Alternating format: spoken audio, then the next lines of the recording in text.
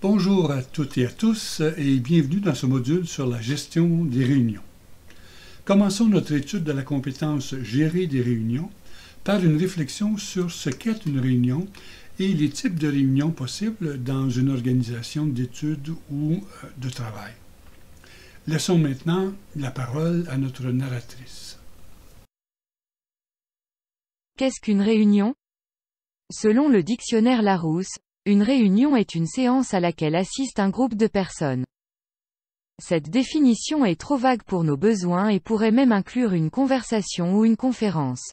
Dans un contexte de travail, une réunion est plutôt une séance à laquelle assistent plus de 2 personnes en vue de contribuer à l'atteinte de la finalité du système en question. Dans ce contexte, on pourrait citer les exemples suivants: réunion annuelle d'une ONG, réunion d'une équipe de projet, réunion de travail d'un groupe d'étudiants, réunion visant l'organisation d'une activité ou d'un événement, réunion d'orientation d'une année scolaire, etc. Nous ne considérerons donc pas, dans notre module, les conférences, les séminaires, etc. Nous considérerons donc les réunions comme des processus à l'intérieur d'un système social, une organisation privée ou publique, une ONG, un ministère, etc. Une vision hiérarchique de ces organisations nous incite à agir et à réagir selon des normes d'autorité, de pouvoir et de respect des structures et des procédures en place.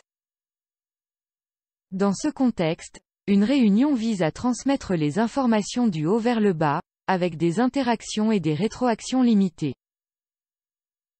Plutôt que sur les structures verticales proposées par une vision hiérarchique, une vision systémique nous incite à nous centrer sur les éléments du système, leurs interactions dynamiques et leurs buts. Rappelons que, selon Joël de Ronet, un système est un ensemble d'éléments en interaction dynamique, organisés en fonction d'un objectif. C'est ce dynamisme que les réunions souhaitent activer en vue d'atteindre la finalité de l'organisation. Le système est d'abord caractérisé par les différents éléments qui le composent, avec une grande diversité et une grande complexité. Dans un système social, chaque élément, par exemple chaque personne, est différente des autres éléments et présente une grande complexité. Des limites séparent le système de son environnement. Cette frontière est parfois difficile à identifier, mais elle permet de filtrer les éléments qui font partie ou non du système en fonction de sa finalité. Le système offre des réservoirs qui contiennent des ressources ou des informations servant à alimenter sa dynamique.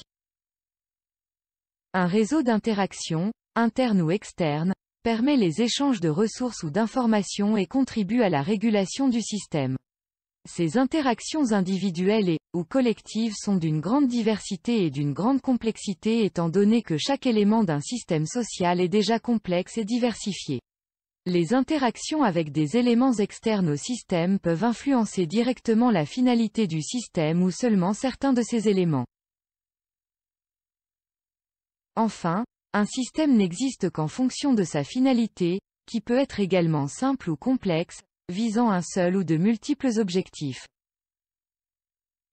Dans cette vision, les réunions seront utilisées pour s'assurer que les éléments, par exemple les personnels, les fonctionnaires, les employés, etc., utiliseront les ressources mises à disposition et les interactions internes et externes en vue de l'atteinte de la finalité.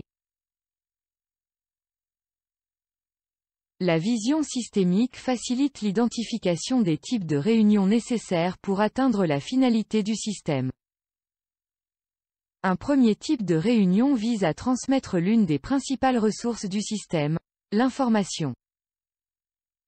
L'organisateur de la réunion, que nous identifierons ici par le terme « dirigeant », transmet des informations aux participants, en vue de les aider à contribuer à la finalité du système.